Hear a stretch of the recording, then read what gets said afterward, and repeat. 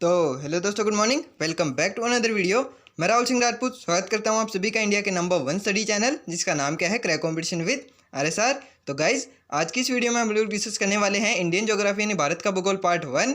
और आज हमारा टॉपिक होने वाला है भारत की स्थिति एवं विस्तार। तो चलिए इंतजार की घड़ियों का सत्यानाश करते हुए आज का हमारा ये लेक्चर शुरू करते हैं। तो ये आप लोग देख सकते हैं, ये हमारे भारत का नक्शा है। यानी आज हम लोग भारत के बारे में पढ़ने वाले हैं, यानी भारत की स्थिति एवं विस्तार के बारे में डिटेल से यहाँ पर समझने वाले हैं। तो आज का हमारा पहला क्वेश्चन है। तो हमारा पहला क्वेश्चन क्या है? तो पहला क्वेश्चन हमारा, भारत किस उपमहाद्वीप का भाग है, यानी हमारा जो भारत देश है वो किस उपमहाद्वीप का भाग है?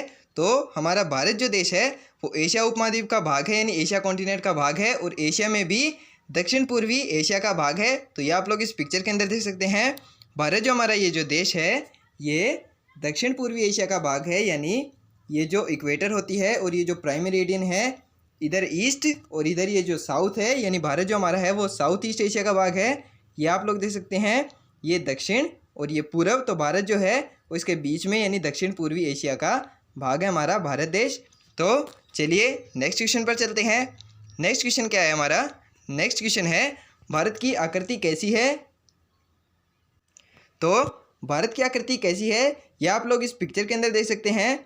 भारत की आकृति है, भारत की आकृति चतुष्कोणीय है। ये आप लोग इस पिक्चर के अंदर देख सकते हैं। तो अगर हम लोग इसके चारों कोनों को मिलाएंगे तो ये जो हमें आकृति देखने को मिलेगी ये कैसी होगी? ये होगी चतुष्कोणीय। यानी भारत की जो आकृति है वो चतुष्कोणीय है। चतुष्कोणीय आकृति कैसी होती है? जिसके अंदर चार कोण बनते हैं, यानी चार एंगल बनते हैं।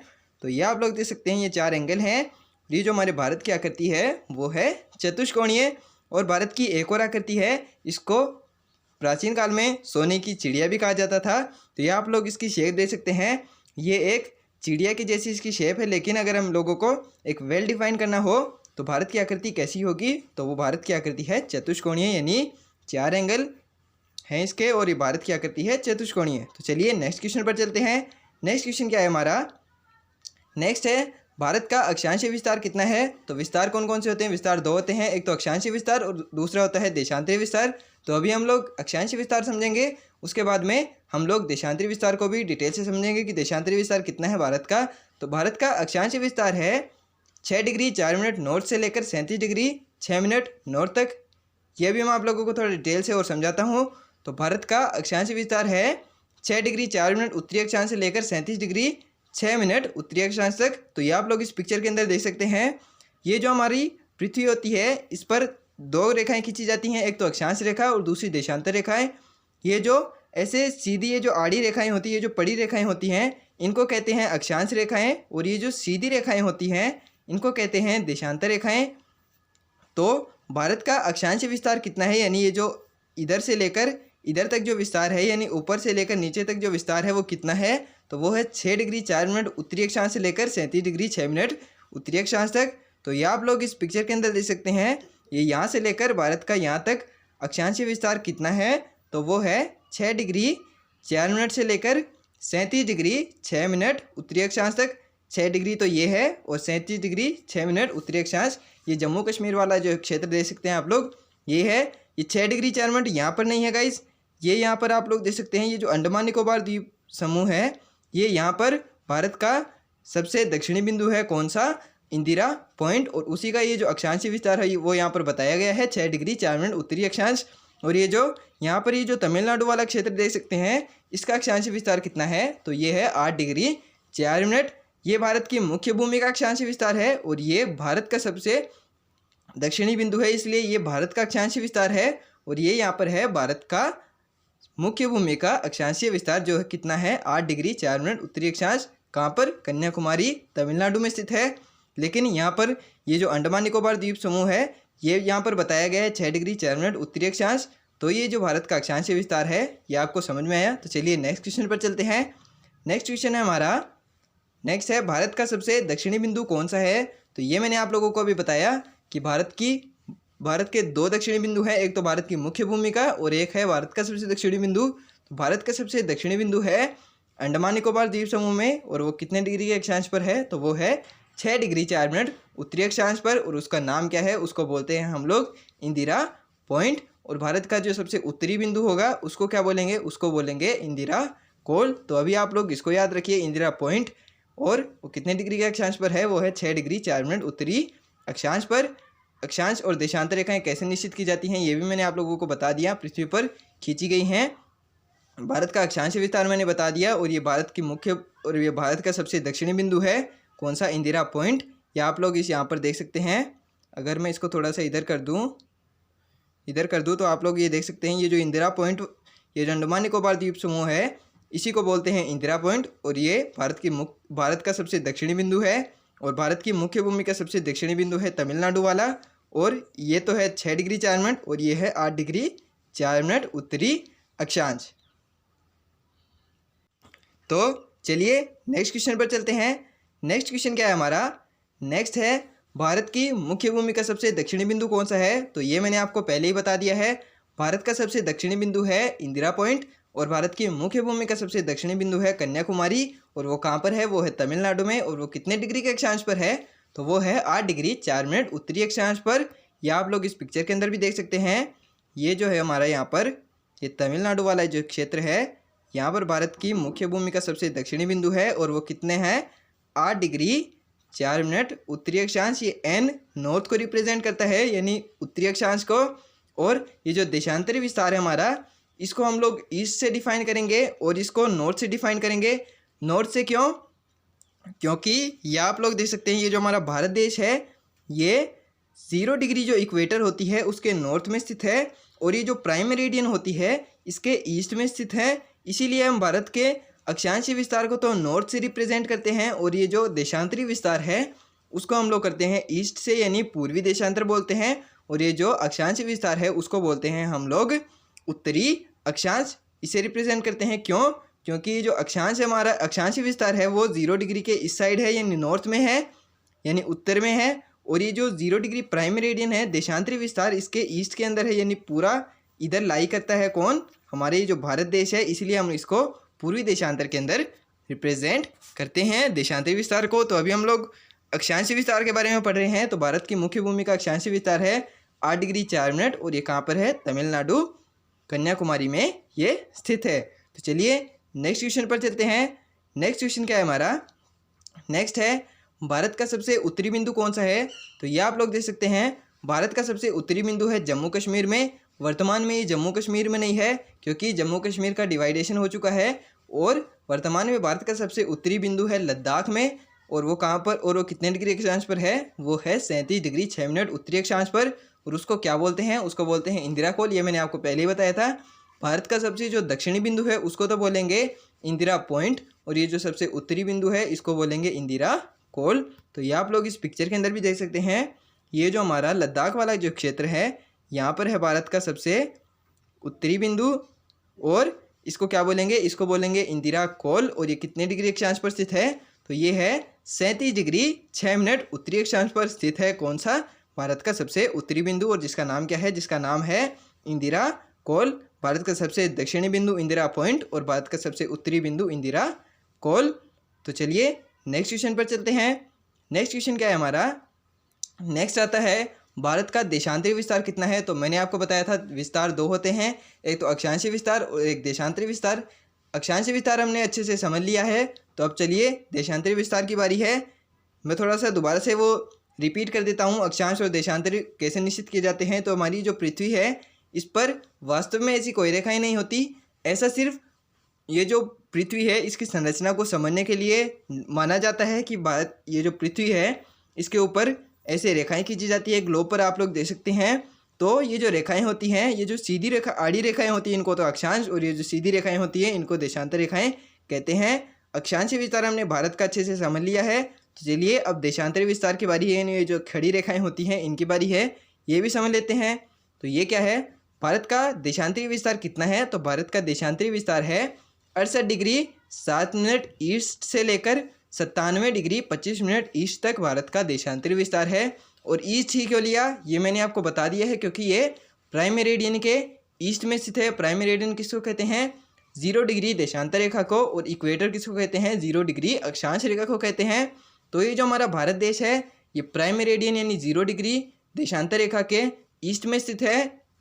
इसीलिए हम लोग इसको ईस्ट से रिप्रेजेंट करते हैं। और भारत का देशांतरी विस्तार कितना है? तो वो है 68 डिग्री 7 मिनट ईस्ट से लेकर 97 डिग्री 25 मिनट ईस्ट तक भारत का देशांतरी विस्तार है, यानी पूर्वी 68 डिग्री 7 मिनट पूर्वी देशांतर से लेकर 97 डिग्री 25 मिनट पूर्वी देशांतर तक भारत का देशांतरी विस्तार है।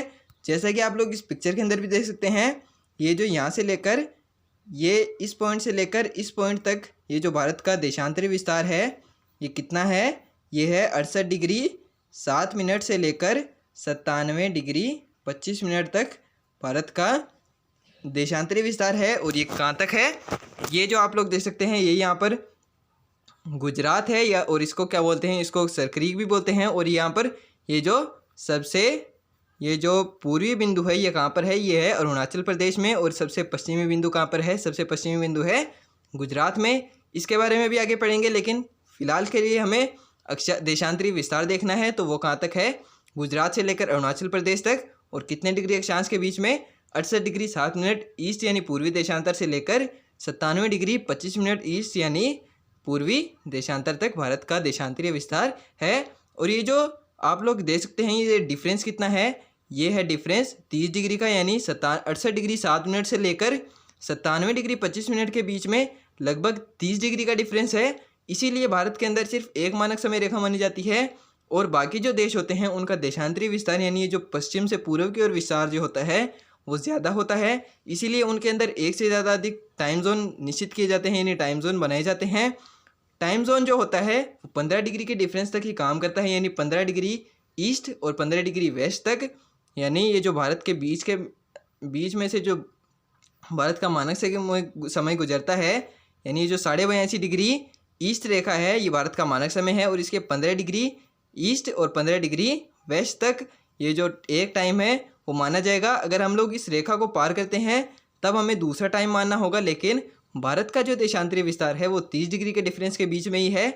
इसीलिए भारत में सिर्फ एक मानक समय रेखा मानी गई है, जबकि ये जो रशिया और यूएसए कनाडा वगैरह जो देश होते हैं इनका देशांतरी विस्तार अलग बहुत ज़्यादा होता है, यानी पश्चिम से पूर्व की ओर विस्तार बहुत अधिक होता है। इसलिए इनके अंदर एक से अधिक टाइम जोन माने जाते हैं, यानी एक ही देश के अंदर बहुत अलग अलग जगह पर अलग अलग टाइम होता है। क्यों, क्योंकि उनका देशांतरी विस्तार 30 डिग्री से ज़्यादा है, और हमारे भारत जो देश हमारा उसका देशांतरी विस्तार 30 डिग्री के बीच में ही आ जाता है। इसलिए भारत में सिर्फ एक मानक समय रेखा मानी जाती है जो भारत के बिल्कुल मध्य से गुजरती है।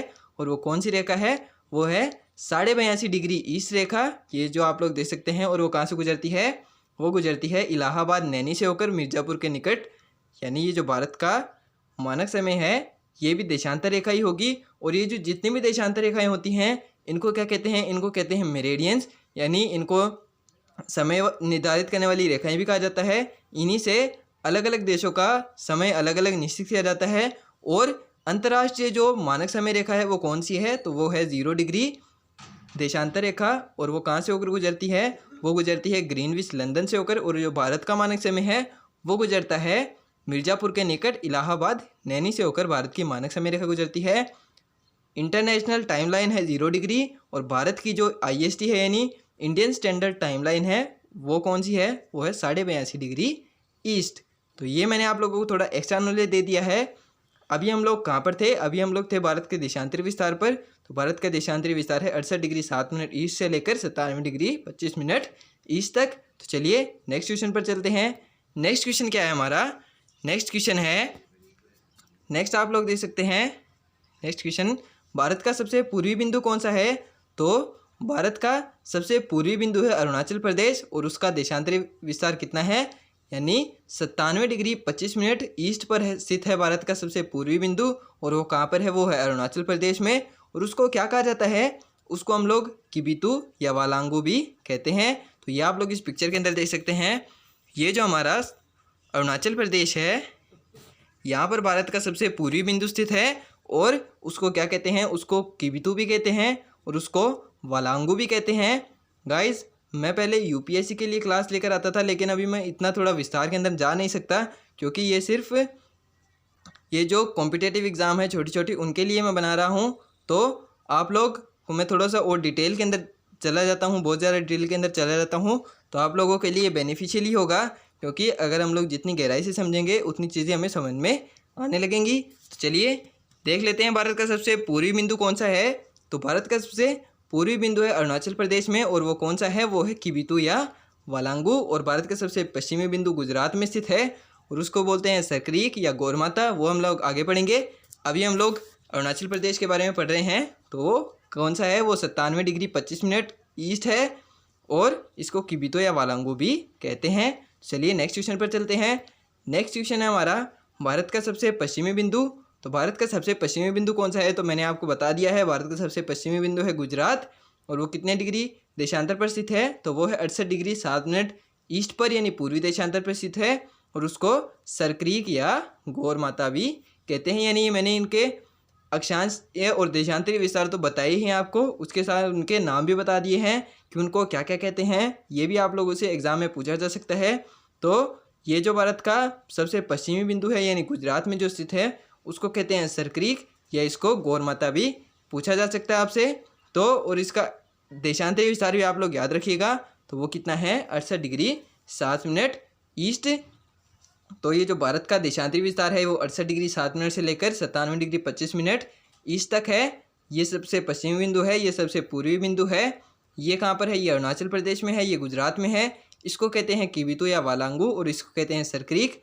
और ये जो भारत का सबसे दक्षिणी बिंदु ये नहीं है, भारत का सबसे दक्षिणी बिंदु इधर इंदिरा, ये जो अंडमान निकोबार द्वीप समूह है यहाँ पर है, और उसको कहते हैं इंदिरा पॉइंट। और ये जो भारत का सबसे उत्तरी बिंदु है वो कहाँ पर है, वो है लद्दाख के अंदर, और उसका देशांतरी विस्तार कितना है, तो वो है 37 डिग्री 6 मिनट पर, और उसको कहते क्या हैं, उसको कहते हैं इंदिरा कॉल। तो ये मैंने आप लोगों को देशांतरीय और अक्षांशीय विस्तार समझा दिया है बहुत ही डिटेल से। चलिए नेक्स्ट क्वेश्चन पर चलते हैं। नेक्स्ट क्या है हमारा, नेक्स्ट है भारत का स्थलाकृत मानचित्र कौन सा संगठन बनाता है, यानी जो भारत का मैप है वो कौन सा संगठन बनाता है, कौन सी ऑर्गेनाइजेशन बनाती है।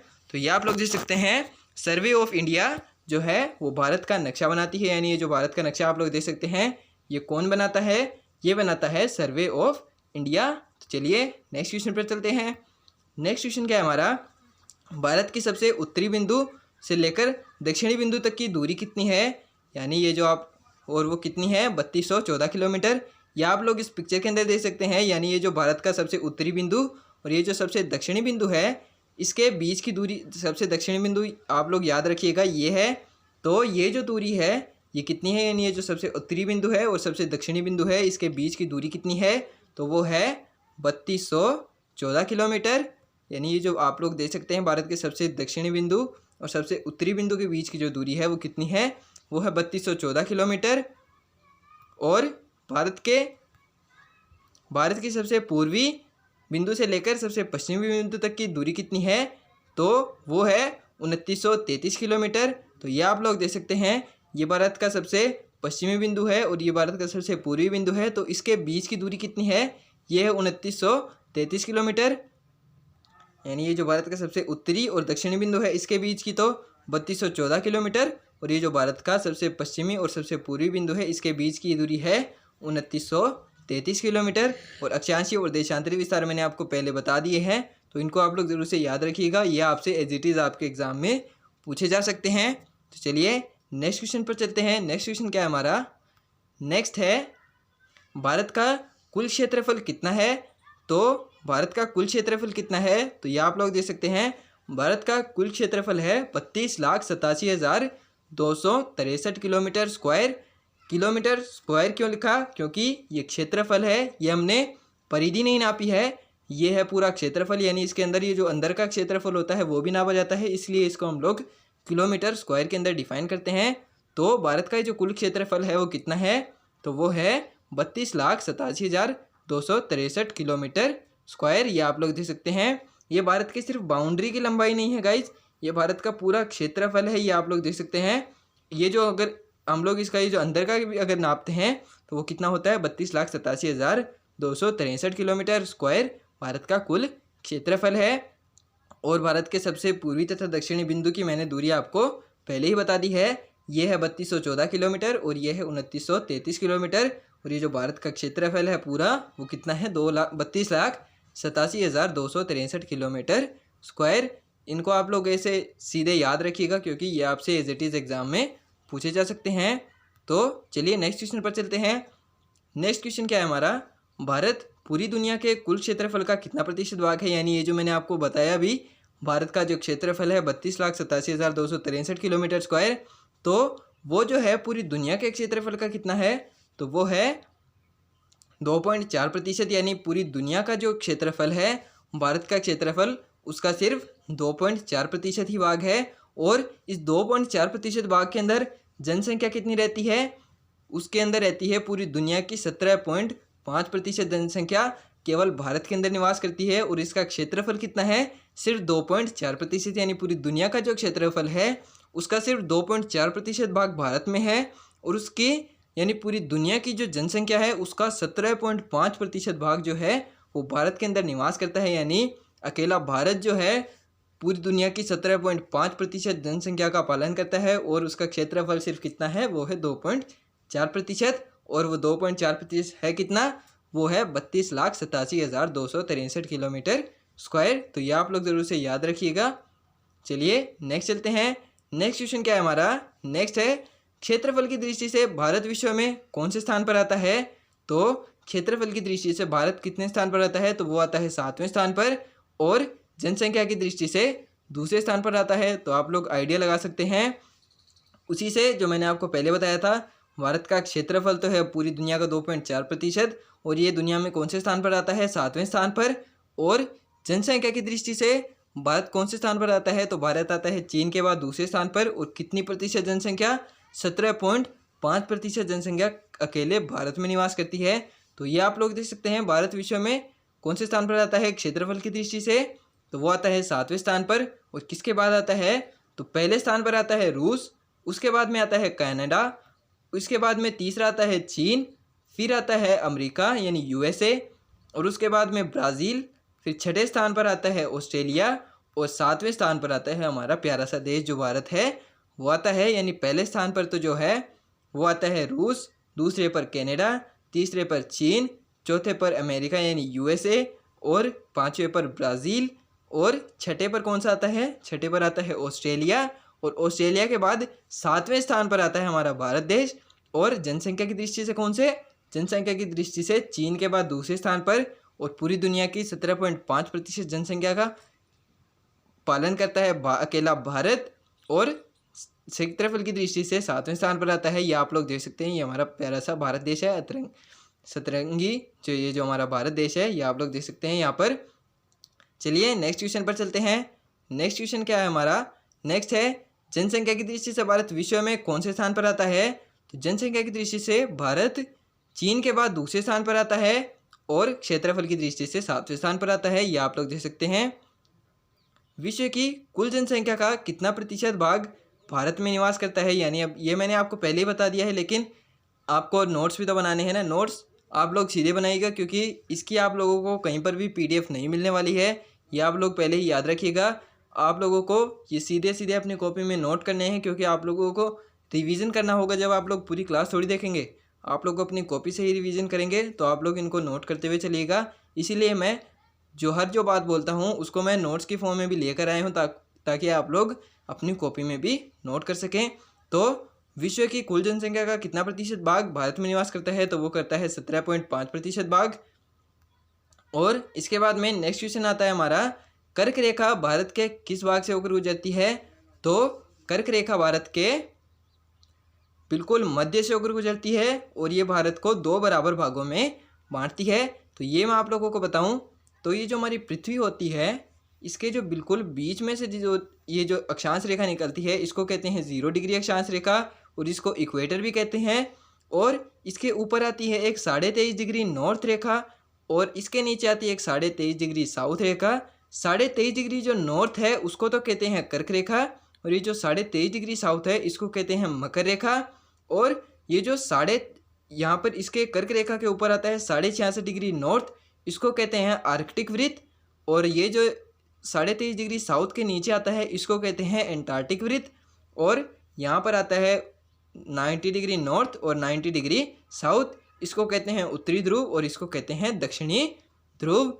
तो ये जो कर्क रेखा है ये भारत के अंदर से होकर गुजरती है। मकर रेखा भारत के मध्य से होकर, भारत के किसी भी भाग से होकर मकर रेखा नहीं गुजरती है।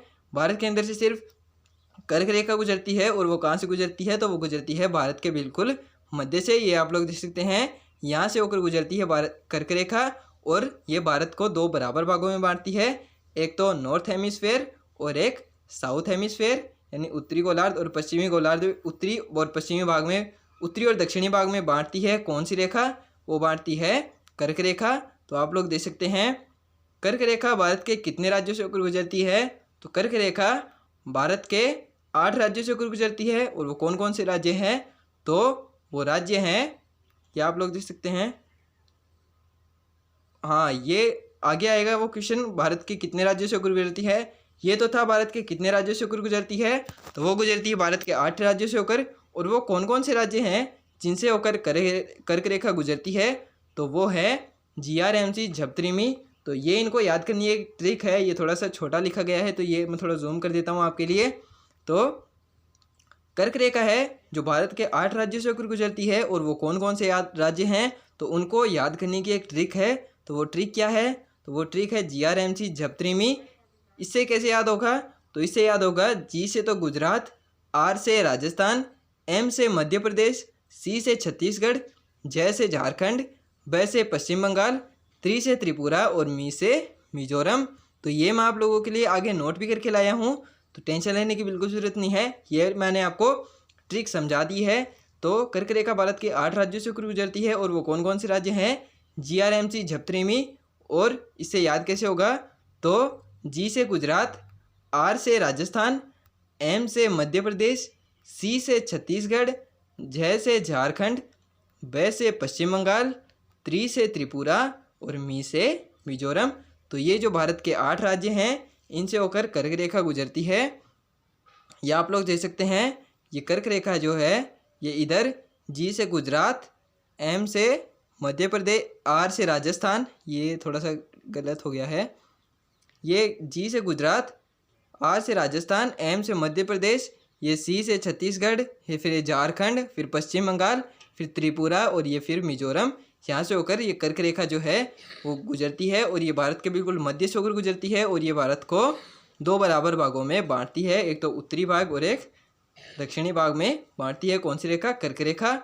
चलिए नेक्स्ट क्वेश्चन पर चलते हैं। नेक्स्ट क्या है हमारा, नेक्स्ट है भारत का मानक समय रेखा कौन सी रेखा को माना जाता है, तो भारत का मानक समय है वो 82.5 डिग्री ईस्ट को माना जाता है, यानी 82.5 डिग्री पूर्वी जो देशांतर है उसको भारत का मानक समय माना जाता है, और उसको IST भी बोलते हैं, यानी इंडियन स्टैंडर्ड टाइमलाइन भी बोलते हैं। तो इंडियन स्टैंडर्ड टाइमलाइन का कॉन्सेप्ट मैंने आपको पहले ही अच्छे से समझा दिया था कि भारत का मानक समय कौन सी रेखा को माना जाता है, तो वो है 82.5 डिग्री ईस्ट। और इंटरनेशनल जो टाइमलाइन है, यानी पूरे विश्व की जो अंतर्राष्ट्रीय मानक समय रेखा है वो कौन सी है, वो है 0 डिग्री देशांतर रेखा, और उसको बोलते हैं प्राइम मेरिडियन। उसको ग्रीनविच मेरिडियन भी बोलते हैं। ग्रीनविच मेरिडियन क्यों बोलते हैं, क्योंकि वो ग्रीनविच वेधशाला लंदन से होकर गुजरती है, यानी अंतर्राष्ट्रीय जो समय है वो 0 डिग्री देशांतर रेखा को माना जाता है, उसको प्राइम मेरिडियन भी बोलते हैं, और उसको ग्रीनविच मेरिडियन भी बोलते हैं, उसको GMT भी बोलते हैं। क्यों, क्योंकि GMT का मतलब है ग्रीनविच मीन टाइम, क्योंकि ग्रीनविच लंदन वेधशाला से होकर गुजरती है, और हमारा ये जो भारत देश है वो उसके ईस्ट के अंदर स्थित है, और भारत के जो बिल्कुल मध्य से होकर गुजरती है उसको भारत का मानक समय माना जाता है। यानी अगर ये जो 0 डिग्री रेखा है, ये 0 डिग्री है प्राइम मेरिडियन, तो हमारा ये जो भारत देश है इसके ईस्ट में स्थित है पूरी तरह, और भारत के बिल्कुल जो मध्य से होकर गुजरती है वो कौन सी रेखा है, तो वो है 82.5 डिग्री ईस्ट रेखा। ईस्ट इसलिए माना क्योंकि ये प्राइम मेरिडियन के ईस्ट में स्थित है, और इसको IST भी बोलते हैं। IST का मतलब I से इंडियन, S से स्टैंडर्ड और T से टाइमलाइन। तो इंडियन स्टैंडर्ड टाइमलाइन कौन सी है, यानी IST कौन सी है, 82.5 डिग्री ईस्ट रेखा, यानी 82.5 डिग्री पूर्वी देशांतर को ही भारत का मानक समय माना जाता है। यह आप लोग देख सकते हैं, ये 68 डिग्री 7 मिनट से लेकर 97 डिग्री 25 मिनट के बीच में से जो रेखा गुजर रही है वो कौन सी है, 82.5 डिग्री ईस्ट रेखा, और इसी को भारत का मानक समय माना जाता है। और ये जो इलाहाबाद नैनी से होकर गुजरती है, और वो कहाँ पर है, वो है मिर्ज़ापुर के निकट। और भारत के अंदर सिर्फ एक मानक समय रेखा क्यों है, ये भी मैंने आपको बता दिया था, क्योंकि भारत का ये जो देशांतरी विस्तार है वो कितने डिग्री के डिफरेंस में है, तो वो है 30 डिग्री के डिफरेंस के बीच में भारत का ये जो देशांतरी विस्तार वो आ जाता है और इसके जो बिल्कुल मध्य से होकर गुजरती है रेखा उसको ही माना जाता है भारत का मानक समय। मध्य से होकर गुजरती है उसी को क्यों माना, क्योंकि इधर जो है ये जो भारत का सबसे पश्चिमी और भारत का जो सबसे पूर्वी जो ये देशांतर रेखा है इसके बीच में कितने घंटे का डिफरेंस था, तो वो था 2 घंटे का। तो उस डिफरेंस को कम करने के लिए भारत के जो बिल्कुल मध्य से होकर रेखा गुजरती है उसी को भारत का मानक समय माना जाता है। और वो कौन सी रेखा है, वो है 82.5 डिग्री ईस्ट रेखा और इसी को बोलते हैं इंडियन स्टैंडर्ड टाइम लाइन। तो चलिए नेक्स्ट क्वेश्चन पर चलते हैं। नेक्स्ट क्वेश्चन क्या है हमारा, भारत की मानक समय रेखा कहाँ से होकर गुजरती है। तो भारत की मानक समय रेखा इलाहाबाद नैनी से होकर गुजरती है और वो कहाँ पर है, मिर्ज़ापुर के निकट है। तो ये आप लोग देख सकते हैं, ये जो भारत की मानक समय रेखा है ये यहाँ से होकर गुजरती है और ये जो पॉइंट है इसी को बोलते हैं नैनी और ये कहाँ पर है, मिर्ज़ापुर के निकट है। और कहाँ पर, इलाहाबाद नैनी से होकर गुजरती है भारत की मानक समय रेखा और ये कहाँ पर है, मिर्ज़ापुर के निकट है। ये जो पॉइंट है इसी को बोलते हैं नैनी और यही भारत का मानक समय रेखा है। चलिए नेक्स्ट क्वेश्चन पर चलते हैं। नेक्स्ट क्या है हमारा, भारत की मानक समय रेखा कितने राज्यों से होकर गुजरती है। तो भारत की मानक जो समय रेखा है वो 5 राज्यों से होकर गुजरती है। कौन कौन से, तो पहला राज्य है उत्तर प्रदेश, दूसरा है मध्य प्रदेश, तीसरा है छत्तीसगढ़, चौथा है उड़ीसा, पांचवा है आंध्र प्रदेश। तो भारत की जो मानक समय रेखा है वो 5 राज्यों से गुजरती है।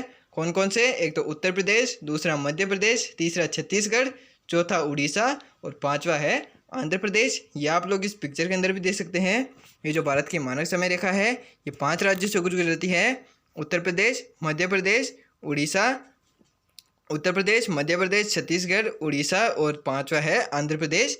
यानी 5 राज्यों से हमारी भारत की जो मानक समय रेखा है वो गुजरती है। तो चलिए नेक्स्ट क्वेश्चन पर चलते हैं।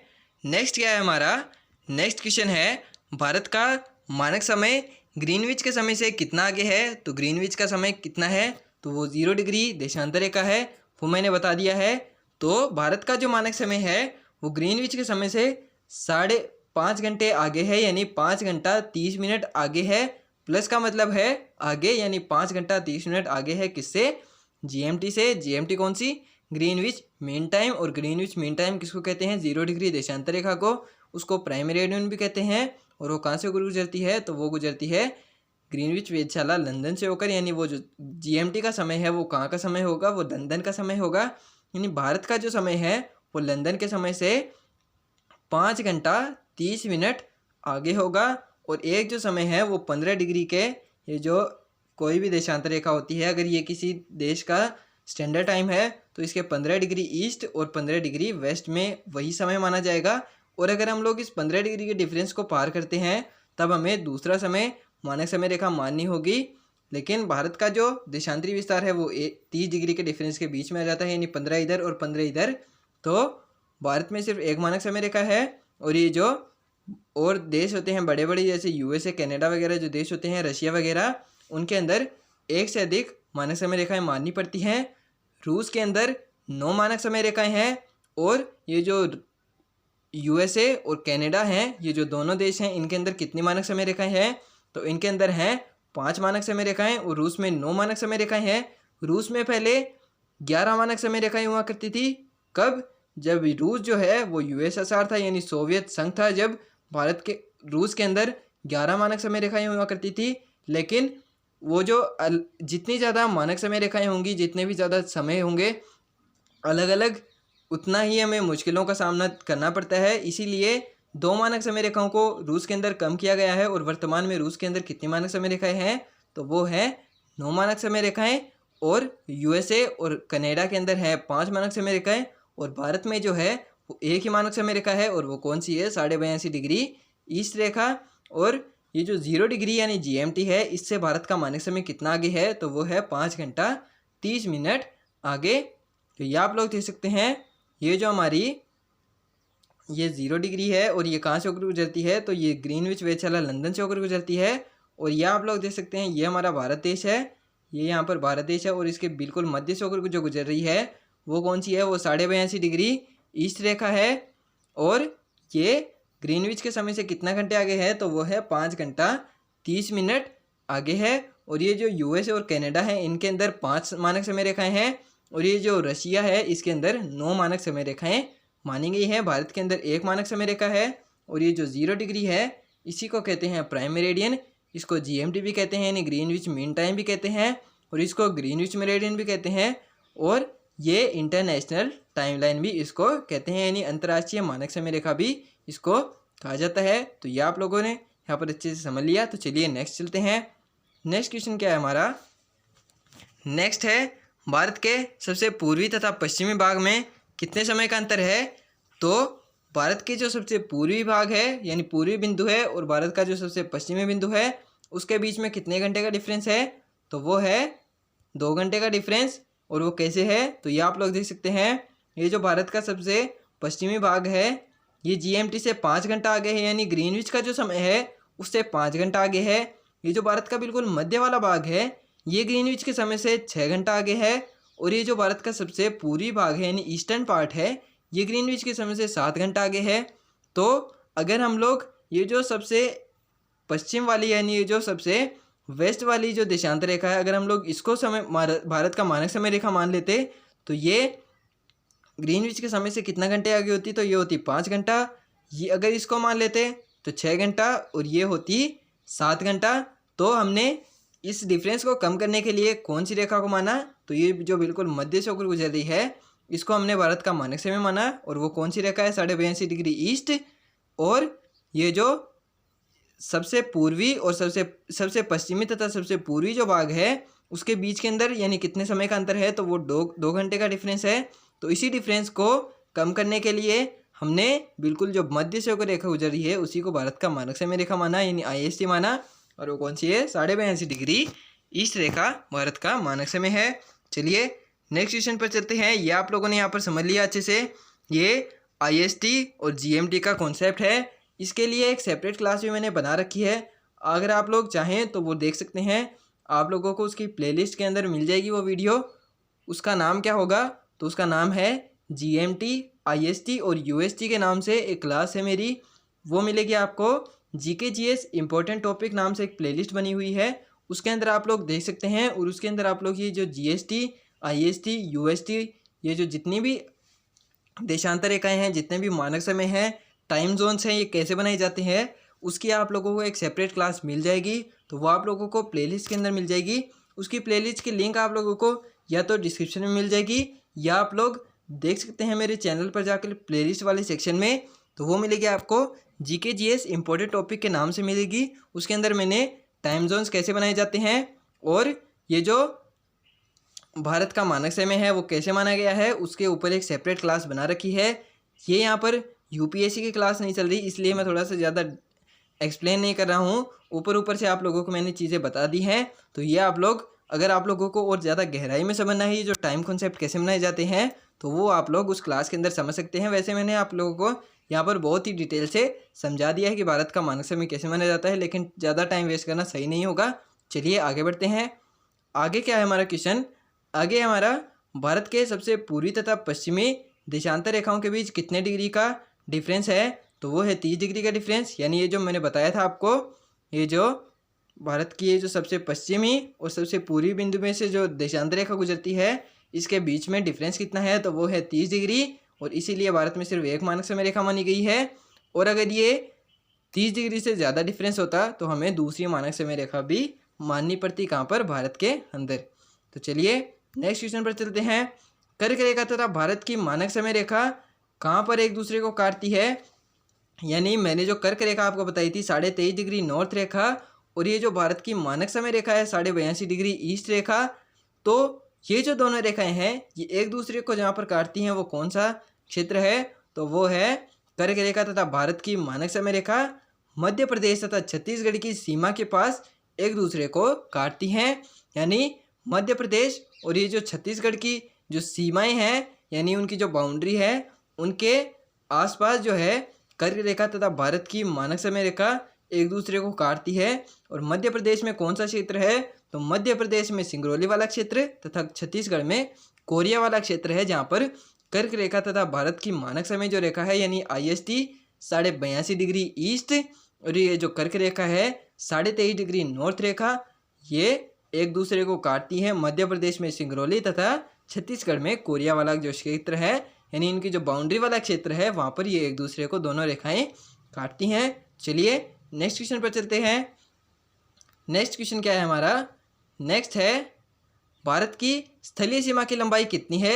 यानी भारत की जो ये जो बाउंड्री है, यानी ये जो भारत हमारे जो देश है, ये जो दूसरे देशों के साथ सीमा बनाता है, ये कितनी है? तो ये है 15,200 किलोमीटर। यानी भारत की जो कुल बाउंड्री की लंबाई है वो कितनी है? तो वो है 15,200 किलोमीटर। ये आप लोग देख सकते हैं, ये जो स्थलीय सीमा की लंबाई है, इसके अंदर ये वाली सीमा काउंट नहीं होगी, क्योंकि ये समुद्री सीमा है। और यहाँ पर हम लोग किसके बारे में पढ़ रहे हैं? तो हम लोग पढ़ रहे हैं भारत की स्थलीय सीमा के बारे में। यानी ये जो आप लोग ये देख सकते हैं, ये जो बाउंड्री है भारत की, ये आप लोग इधर देख सकते हैं, ये जो इतनी बाउंड्री है, जो स्थलीय सीमा की बाउंड्री है वो कितनी है? तो वो है 15,200 किलोमीटर। और भारत कितने देशों के साथ सीमा बनाता है? तो भारत 7 देशों के साथ सीमा बनाता है। तो 7 से आप लोग याद कर सकते हैं कि भारत 7 देशों के साथ सीमा बनाता है। तो 7 से याद हो जाएगा कि भारत 7 देशों के साथ सीमा बनाता है। वो कौन कौन से के साथ बनाता है वो हम लोग आगे पढ़ेंगे, लेकिन फिलहाल के लिए आप लोग ये जान लीजिए कि ये जो भारत की बाउंड्री की लंबाई है, ये जो आप लोग इधर देख सकते हैं, ये कितनी है? तो ये है 15,200 किलोमीटर। चलिए इसके बारे में और डिटेल से पढ़ लेते हैं। आगे क्या दिया हुआ है? भारत कितने देशों के साथ स्थलीय सीमा का निर्माण करता है? तो भारत जो हमारा देश है वो 7 देशों के साथ सीमा का निर्माण करता है। ये थोड़ा सा छोटा आ गया है, तो मैं थोड़ा सा जूम करके दिखाऊं। तो भारत जो हमारा देश है वो 7 देशों के साथ सीमा बनाता है। कौन कौन से? तो वो बनाता है, एक तो इसको याद करने की एक ट्रिक है, तो वो भी आप लोग देख सकते हैं। तो इसको याद करने की ट्रिक क्या है? तो इसको याद करने की ट्रिक है 55 MBA। ब से क्या होगा? 55 MBA से याद कैसे होगा इसको? ये जो स्थलीय सीमा की किस किस देश के साथ बनाता है, तो वो कैसे याद होगा? तो वो ऐसे याद होगा कि ब से तो बांग्लादेश, च से चीन, प से पाकिस्तान, न से नेपाल। ये आप लोग देख सकते हैं। मैं थोड़ा सा शुरू से बताता हूँ आपको। ये जो 55 MBA वाली ट्रिक है, इसको आप लोग कैसे याद रखेंगे? ये 55 MBA, ब से बांग्लादेश, च से चीन, प से पाकिस्तान, न से नेपाल, एम से म्यांमार, बी से भूटान और ए से अफ़गानिस्तान। तो इसको याद करने की एक ट्रिक है, तो इसको आप लोग दोबारा से देख लीजिए, क्योंकि ये बहुत ज़्यादा इंपॉर्टेंट है। क्योंकि ये आपसे एज इट इज़ आपके एग्ज़ाम में पूछी जा सकती है कि भारत कौन कौन से देश के साथ सीमा बनाता है, और किसी भी देश के साथ सीमा पूछी जा सकती है। इसको और आगे ब्रॉड में बढ़ेंगे हम लोग, लेकिन फ़िलहाल के लिए आप लोग ये अच्छे से जान लीजिए। तो इसको आप लोग कैसे याद रखेंगे? तो इसको आप लोग याद ऐसे रखेंगे कि आप जो हैं, आपने बचपन के अंदर ही MBA कर लिया है। आप इतने टैलेंटेड इंसान हैं कि आपने बचपन के अंदर ही MBA कर लिया है। इसीलिए ब से क्या होगा? ब से तो होगा बांग्लादेश, च से होगा चीन, प से होगा पाकिस्तान, नल्ला पाकिस्तान, न से होगा नेपाल, और एम से होगा म्यांमार, बी से होगा भूटान और ए से होगा अफ़गानिस्तान। तो ये 7 देश हैं जिनके साथ भारत जो है वो स्थलीय सीमा का निर्माण करता है। ये लैंड बाउंड्री है, ये वाटर बाउंड्री नहीं है, यानी ये सिर्फ स्थलीय सीमा है। इसके अंदर जलीय सीमा को हम लोग काउंट नहीं करेंगे कि भारत कौन कौन से देश के साथ सीमा बनाता है, ये नहीं देख रहे हैं। हम लोग क्या देख रहे हैं? भारत की स्थलीय सीमा किस किस देश के साथ बनती है? तो वो बनती है 7 देशों के साथ, और वो कौन कौन से हैं? वो है 55 MBA, ब से बांग्लादेश, च से चीन, प से पाकिस्तान, न से नेपाल, एम से म्यांमार और बी से भूटान, और लास्ट में ए से अफ़गानिस्तान। तो ये आप लोग देख सकते हैं, भारत 7 देशों के साथ सीमा बनाता है। ये इधर ब से तो बांग्लादेश, च से चीन, प से पाकिस्तान, न से नेपाल, एम से म्यांमार, बी से भूटान और ए से अफ़गानिस्तान। ये आप लोग देख सकते हैं, ये भारत 7 देशों के साथ सीमा बनाता है। 7 से आप लोग याद रख सकते हैं, भारत 7 देशों के साथ सीमा बनाता है। और वो कितनी? 15,200 किलोमीटर की सीमा बनाता है। और कौन कौन से देशों के साथ? तो 7 देशों के साथ 55 MBA। ब से बांग्लादेश, च से चीन, प से पाकिस्तान, न से नेपाल, म से म्यांमार, बी से भूटान और ए से अफगानिस्तान। तो चलिए ये भी देख लेते हैं। ये तो हमने देख लिया कि भारत ये जो 7 देशों के साथ सीमा बनाता है, तो ये जो 7 देश हैं वो भी तो भारत के राज्यों के साथ सीमा बनाते होंगे ना। तो कौन सा देश भारत के कितने राज्यों के साथ सीमा बनाता है ये भी हम लोग आगे समझ लेते हैं डिटेल से। चलिए नेक्स्ट चलते हैं हम। नेक्स्ट क्या है हमारा? नेक्स्ट क्वेश्चन है श्रीलंका और भारत के बीच कौन सी जल संधि है, यानी लैंड बाउंड्री तो हमने देख ली।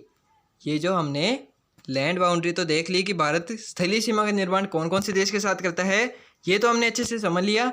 लेकिन भारत जलीय सीमा का भी तो निर्माण करता है। तो भारत जो है श्रीलंका के साथ जलीय सीमा का निर्माण भी करता है। तो वो जो जल संधि है उनके बीच में, ये जो श्रीलंका और ये जो भारत देश है, ये आप लोग देख सकते हैं, ये भारत और ये जो श्रीलंका है, इसके बीच में ये जो जल संधि है इसको क्या कहते हैं? तो इसको कहते हैं पाक जल संधि। और इसका दूसरा नाम क्या है? आदम का पुल। और ये यहाँ पर क्या है? ये हमारा श्री राम का राम सेतु भी यहाँ पर स्थित है। तो इसको हम लोग राम सेतु भी कह सकते हैं, इसको आदम का पुल भी कह सकते हैं।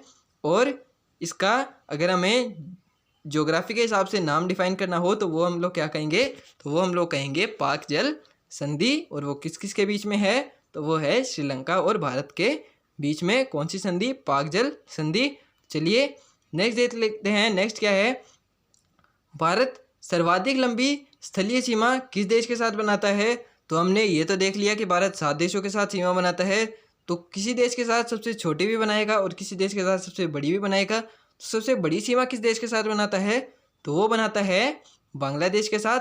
और वो कितनी बनाता है? 4096.70 किलोमीटर, यानी 15,200 किलोमीटर की जो बाउंड्री है उसमें से अकेला 4096.70 किलोमीटर की बाउंड्री किस देश के साथ बनाता है? तो वो बनाता है बांग्लादेश के साथ। ये आप लोग देख सकते हैं इस पिक्चर के अंदर, ये जो हमारा बांग्लादेश है इधर, ये भारत देश है, ये बांग्लादेश के साथ कितनी लंबी स्थलीय सीमा का निर्माण कर रहा है? तो वो कर रहा है 4096.70 किलोमीटर, यानी 15,200 किलोमीटर की जो सीमा है, बाउंड्री है, उसमें से 4096.70 किलोमीटर की जो स्थलीय सीमा है वो अकेले बांग्लादेश के साथ बनाता है। और बाकी की जो बाउंड्री है वो और देशों के साथ बनाता है। तो सबसे बड़ी बाउंड्री किसके साथ हुई? तो वो है बांग्लादेश के साथ, और वो है 4096.70 किलोमीटर। और सबसे छोटी सीमा बनाता है अफगानिस्तान के साथ, वो भी देखेंगे आगे।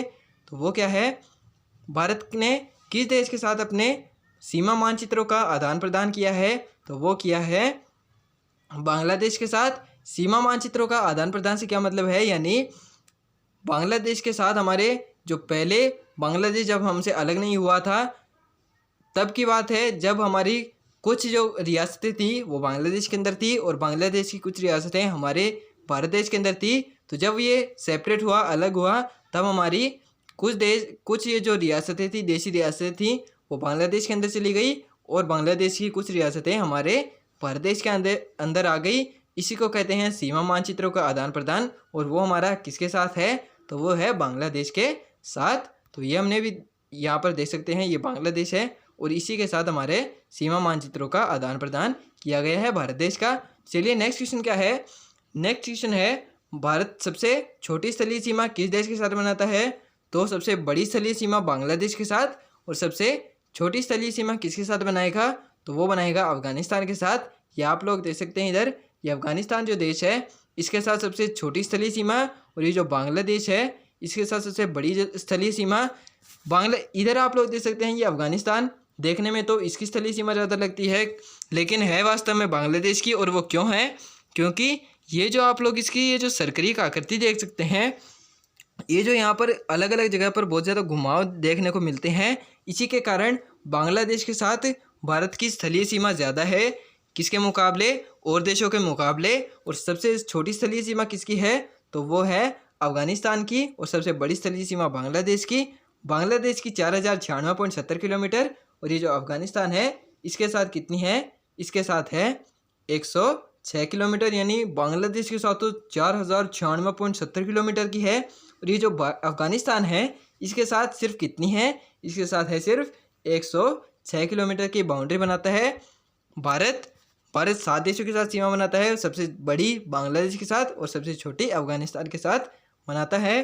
तो भारत के जो पड़ोसी देशों के साथ सीमा के हिसाब से करता हुआ क्रम कौन सा है, यानी भारत का जो पड़ोसी देश हैं उनके साथ ये जो सीमा बनाते हैं उनका घटता क्रम कौन सा है, यानी सबसे ज़्यादा बाउंड्री किसके साथ बनाता है, फिर उससे कम किसके साथ बनाता है और सबसे कम किसके साथ बनाता है, उसका क्रम कौन सा है होगा सही। तो उसका सही क्रम मैंने आपको पहले ही बताया था, जो ट्रिक मैंने बताई थी आपको, ये जो इनको याद करने की ट्रिक मैंने बताई थी, ये जो 7 देश हैं इनको याद करने की एक ट्रिक बताई थी बचपन MBA। तो उसके हिसाब से इसका घटता हुआ क्रम कौन सा होगा, इसका घटता हुआ क्रम भी वही होगा बचपन MBA। बस ये बांग्लादेश यानी सबसे बड़ी सीमा बांग्लादेश के साथ, सबसे उससे छोटी सीमा चीन के साथ, फिर उससे छोटी पाकिस्तान के साथ, फिर उससे छोटी नेपाल के साथ और फिर उससे छोटी म्यांमार के साथ और फिर उसके बाद में भूटान के साथ और सबसे छोटी सीमा किसके साथ, वो होगी अफगानिस्तान के साथ। बांग्लादेश के साथ होगी 4096.70 किलोमीटर और ये जो अफगानिस्तान जो देश है इसके साथ कितनी होगी, वो होगी 106 किलोमीटर की ही सीमा होगी। और यही इनका घटता हुआ क्रम भी है। आपसे अगर बढ़ता हुआ क्रम भी पूछा जाता है तो वो भी आप लोग बता सकते हैं कैसे, क्योंकि अगर घटता हुआ क्रम ऐसे है बचपन MBA तो बढ़ता हुआ क्रम कौन सा होगा, ABMBA च न प च ब, ऐसे आप लोग डिफाइन कर सकते हैं। बढ़ता हुआ और छोटा घटता हुआ क्रम भी आप लोग इससे बता सकते हैं। तो ये इसको याद करने की एक ट्रिक है और वही इनके घटते और बढ़ते हुए क्रम की भी ट्रिक समझ सकते हैं आप लोग। तो इसके आगे नाम नहीं दिया हुआ, नाम भी दिया हुआ है। सबसे पहले बांग्लादेश, फिर चीन, फिर पाकिस्तान, फिर नेपाल, फिर म्यांमार, फिर भूटान, फिर लास्ट में अफगानिस्तान। सबसे बड़ी बांग्लादेश के साथ कितनी 4096.70 किलोमीटर और सबसे छोटी अफगानिस्तान के साथ 106 किलोमीटर और टोटल जो बाउंड्री है वो कितनी होगी, वो होगी 15,200 किलोमीटर। तो ये मैंने आपको यहाँ पर बहुत ही डिटेल से समझा दिया है कि भारत की जो स्थलीय सीमा की लंबाई होगी वो कितनी है, कौन कौन से देश के साथ बनाता है और सबसे ज़्यादा किसके साथ बनाता है, सबसे कम किसके साथ बनाता है, और इसका घटता और बढ़ता क्रम कौन सा है, ये भी मैंने आपको यहाँ पर बहुत ही डिटेल से समझा दिया है। तो चलिए नेक्स्ट चलते हैं। नेक्स्ट क्या है, नेक्स्ट है हमारा भारत सबसे बड़ी स्थलीय सीमा किस देश के साथ बनाता है, तो वो बनाता है बांग्लादेश के साथ। और सबसे छोटी जो सीमा है वो किसके साथ, वो बनाता है अफगानिस्तान के साथ। और इसके बाद में नेक्स्ट क्वेश्चन आता है हमारा, भारत किस देश के साथ अंतर्राष्ट्रीय सीमा नहीं बनाता है, यानी ये जो स्थलीय सीमा है आसपास के जो पड़ोसी देश हैं उनमें सबके साथ स्थलीय सीमा का निर्माण करता है, लेकिन एक जो देश है उसके साथ भारत स्थलीय सीमा का निर्माण नहीं करता है। और वो कौन सी है, वो है श्रीलंका, यानी उसके साथ हमारी कोई भी बाउंड्री नहीं है, उसके साथ सिर्फ एक जल संधि है, वो भी हमारी कोई बाउंड्री नहीं है। वो ये आप लोग देख सकते हैं, ये जो इसके साथ ये जो श्रीलंका जो देश है इधर, ये हमारा भारत देश है और ये जो श्रीलंका है इसके साथ कोई भी हमारी बाउंड्री नहीं है, इसके साथ सिर्फ एक जल संधि है। ये आप लोग देख सकते हैं बीच में ये जो पानी वाला ये जो क्षेत्र है सिर्फ यही है। और इसके साथ एक जल संधि है, वो कौन सी है, वो है पाक जल संधि और इसको हम लोग आदम का पुल भी बोलते हैं। और इसको दूसरा नाम है हमारे जो श्री राम के नाम से है, वो कौन सा है, राम सेतु। और ये सिर्फ एक जल संधि है, ये कोई अंतर्राष्ट्रीय बाउंड्री नहीं है, लेकिन ये भी हमारा एक पड़ोसी देश है। पड़ोसी देश तो वैसे 7 हैं, लेकिन ये भी हमारा पड़ोसी देश है, लेकिन इसके साथ कोई भी अंतर्राष्ट्रीय सीमा भारत नहीं बनाता है। भारत अंतर्राष्ट्रीय सीमा सिर्फ 7 राज्यों के साथ, 7 देशों के साथ बनाता है और वो मैंने आपको बता दिया है बचपन MBA। तो चलिए नेक्स्ट चलते हैं। नेक्स्ट क्वेश्चन क्या है, पाक जल डमरू मध्य यानी पाक जल संधि कौन कौन से देशों के बीच में है, तो वो मैंने अभी आपको बताया, तो वो है भारत और श्रीलंका के बीच पाक जल संधि है। और इसको क्या बोलते हैं, इसको पाक जल डमरू मध्य भी बोलते हैं। इस पे आप लोगों को ध्यान देने की ज़्यादा ज़रूरत है, क्योंकि ये आपसे पाक जल संधि नहीं पूछेगा, क्योंकि अगर उसको क्वेश्चन घुमाना होगा, यानी एग्जामिनर जो होगा अगर वो क्वेश्चन को घुमाना चाहे तो वो पाक जल संधि की जगह पाक जल डमरू मध्य भी लिख सकता है। तो ये जो इसका दूसरा नाम है इस पे भी आप लोग फोकस करिएगा, क्योंकि ऐसे ही क्वेश्चंस एग्ज़ाम में घुमा दिए जाते हैं और आप लोग वहाँ पर फंस जाते हैं, जबकि आप लोगों को उसका आंसर आता रहता है, फिर भी आप लोग गलत कर देते हैं। क्यों, क्योंकि उसके जो अलग नाम होते हैं वो आप लोगों को पता नहीं होते और आप लोग गलत टिक करके आ जाते हैं। तो आप लोग इसके जो दूसरे नाम हैं इन पर भी ध्यान रखिएगा। इसको पाक जो जल संधि है, पाक जल संधि, इसको पाक जल डमरू मध्य भी कहते हैं। और ये कौन कौन से देशों के बीच में है, तो ये है भारत और श्रीलंका के बीच में। तो चलिए नेक्स्ट क्वेश्चन पर चलते हैं। नेक्स्ट क्वेश्चन है हमारा, भारत पाकिस्तान और बांग्लादेश के साथ कौन सी सीमा का निर्माण करता है। तो भारत जो देश है वो पाकिस्तान और बांग्लादेश जो है उसके साथ रेड क्लिफ रेखा का निर्माण करता है। यानी भारत पाकिस्तान और जो बांग्लादेश के साथ सीमा का निर्माण करता है उसको एक नाम दिया गया है, और वो कौन सी रेखा है, तो उसको कहते हैं रेड क्लिफ लाइन। ये आप लोग देख सकते हैं, ये जो भारत है ये पाकिस्तान और ये जो बांग्लादेश के साथ जो सीमा का निर्माण करता है उसको एक नाम दिया गया है, और उसका नाम क्या है, उसको बोलते हैं रेड क्लिफ लाइन। यानी ये जो भारत की जो सीमा है पाकिस्तान के साथ और ये जो बांग्लादेश के साथ जो सीमा है उसको बोलते हैं रेड क्लिफ लाइन। इसके बाद में नेक्स्ट है, भारत अफगानिस्तान के साथ कौन सी सीमा का निर्माण करता है। तो भारत अफगानिस्तान के साथ डूरंड रेखा बनाता है। यानी भारत की जो अफगानिस्तान के साथ जो सीमा है उसका नाम क्या है, उसका नाम है डूरंड रेखा। ये आप लोग देख सकते हैं, ये जो अफगानिस्तान है इसके साथ जो भारत ये जो सीमा बनाता है इसका नाम क्या है, इसका नाम है डूरंड रेखा। तो चलिए नेक्स्ट चलते हैं। नेक्स्ट क्या है, भारत चीन के साथ कौन सी सीमा का निर्माण करता है, तो वो करता है मैकमोहन रेखा। ये तो आप लोगों ने बहुत बार सुना होगा। वो जो अफगानिस्तान और पाकिस्तान और बांग्लादेश के साथ थी वो आप लोग कम सुनते हैं, लेकिन ये नाम तो आप लोगों ने बहुत बार सुना होगा। ये जो चीन के साथ भारत जो सीमा बनाता है उसका नाम क्या है, उसका नाम है मैकमोहन रेखा। तो ये आप लोगों ने समझ लिया कि पाकिस्तान, अफगानिस्तान और बांग्लादेश तथा चीन के साथ जो सीमा होती हैं उनका अलग अलग नाम दिया गया है, और ये जो चीन के साथ सीमा बनाता है भारत उसको क्या नाम दिया गया है, उसको दिया गया है मैकमोहन रेखा। तो चलिए नेक्स्ट चलते हैं। नेक्स्ट क्वेश्चन क्या है हमारा, बांग्लादेश के साथ भारत के कितने राज्य सीमा बनाते हैं। यानी ये जो मैंने आपको पहले बताया था कि भारत 7 देशों के साथ सीमा बनाता है, लेकिन ये जो 7 देश हैं वो भी तो भारत के राज्यों के साथ सीमा बनाते होंगे ना। तो वो जो देश हैं वो भारत के कौन कौन से राज्यों के साथ सीमा बनाते हैं, तो हम इनको अलग अलग सेपरेट करके पढ़ेंगे कि बांग्लादेश भारत के कितने राज्यों के साथ सीमा बनाता है, चीन कितने राज्यों के साथ सीमा बनाता है, पाकिस्तान कितने राज्यों के साथ सीमा बनाता है, नेपाल कितने के साथ बनाता है, म्यांमार कितने के साथ बनाता है, भूटान और अफगानिस्तान जो है वो भारत के कितने राज्यों के साथ सीमा बनाते हैं। इनको हम लोग अलग अलग करके पढ़ने वाले हैं। चलिए फर्स्ट जो हमारा था बचपन, हम लोग इसको क्रम से ही पढ़ेंगे। तो सबसे पहले कौन सा था हमारा बचपन MBA की ट्रिक में, सबसे पहले था ब, तो ब से आता है बांग्लादेश। और बांग्लादेश भारत के कितने राज्यों के साथ सीमा बनाता है, तो उसकी भारत जो है बांग्लादेश जो है भारत के 5 राज्यों के साथ सीमा बनाता है। और वो कौन कौन से के साथ बनाता है, तो उसकी भी एक ट्रिक है। तो हमने बांग्लादेश को जब आज़ाद कराया तो बांग्लादेश हमारा मित्र हो गया। यानी भारत जब हमने बांग्लादेश को पाकिस्तान से अलग करके उसको एक अलग देश बना दिया तब बांग्लादेश के साथ हमारी मित्रता हो गई। और हमने उसको क्या बोला, हमने उसको बोला आ मित्र बगल में। तो इसकी ये ट्रिक बन गई कि बांग्लादेश भारत के कितने राज्यों के साथ सीमा बनाता है, तो बांग्लादेश भारत के 5 राज्यों के साथ सीमा बनाता है। और वो कौन कौन से, तो जब हमने बांग्लादेश को पाकिस्तान से आज़ाद कराकर उसको एक अलग देश बनाया तो वो हमारा मित्र बन गया। और हमने उसको क्या बोला, हमने उसको बोला आ मित्र बगल में। तो आ से क्या होगा, आ से होगा असम, मी से होगा मिजोरम, त्र से होगा त्रिपुरा और बगल से होगा पश्चिम बंगाल और मे से मेघालय। तो ये इसको याद करने की एक ट्रिक है कि बांग्लादेश भारत के कितने राज्यों के साथ सीमा बनाता है। तो बांग्लादेश हमारा मित्र है तो हमने उसको बोला आ मित्र बगल में। तो आ से तो होगा असम, मी से होगा मिजोरम, त्र से होगा त्रिपुरा, बगल से होगा पश्चिम बंगाल और मे से होगा मेघालय। तो ये इसको याद करने की एक ट्रिक है, तो इसको आप लोग ज़रूर से याद करिएगा क्योंकि ये आपको इनको याद करने में बहुत ज़्यादा आसानी होगी। क्योंकि ये जो सीमाएं हैं इतनी आसानी से याद नहीं रहती। तो अगर आप लोग इनको थोड़ी सी ट्रिक से याद करते हुए चलेंगे तो ये आपको लॉन्ग टाइम के लिए याद रहने वाली हैं।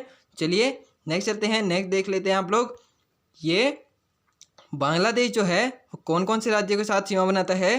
तो ये देख सकते हैं आप लोग, आ से क्या था, आ से था असम। तो ये आप लोग देख सकते हैं असम। और आ मित्र, मी से क्या था मिज़ोरम। तो ये आप लोग देख सकते हैं इधर मिज़ोरम। और फिर था त्र से त्रिपुरा, फिर था अमित्र बगल में, तो बगल से क्या था, बगल से था पश्चिम बंगाल, तो ये यहाँ पर पश्चिम बंगाल देख सकते हैं। और लास्ट में था में से मेघालय, तो यह आप लोग यहाँ पर मेघालय देख सकते हैं। तो बांग्लादेश भारत के 5 राज्यों के साथ सीमा बनाता है। कौन कौन से? अमित्र बगल में, आ से असम, म से अमित्र, मी से मिजोरम, त्र से त्रिपुरा और अमित्र बगल में, तो बगल से पश्चिम बंगाल और में से मेघालय। ये आप लोग यहाँ पर आसानी से देख सकते हैं। तो ये मैंने आपको यहाँ पर बता दिया है कि बांग्लादेश भारत के कितने राज्यों के साथ सीमा बनाता है। तो आज का हमारा ये लेक्चर यहीं पर ख़त्म करते हैं, क्योंकि लेक्चर ऑलरेडी बहुत लंबा हो चुका है। लेक्चर 1 घंटे का हो चुका है। तो आगे की जो चीज़ें हैं वो हम लोग नेक्स्ट क्लास के अंदर कवर करेंगे। तो अगर आपको वीडियो पसंद आया तो वीडियो को लाइक कर देना, शेयर कर देना। और अगर आपको ऐसा लगा कि आप लोगों को आज कुछ सीखने को मिला और अगर आप लोगों को मेरे पढ़ाने का अंदाज अच्छा लगा तो एक कमेंट भी ज़रूर से कर दीजिएगा। और लास्ट में thank you so much guys video को पूरा देखने के लिए। कल की जो आगे की जो चीज़ें हैं हम लोग नेक्स्ट क्लास के अंदर कवर करने वाले हैं। Thank you so much.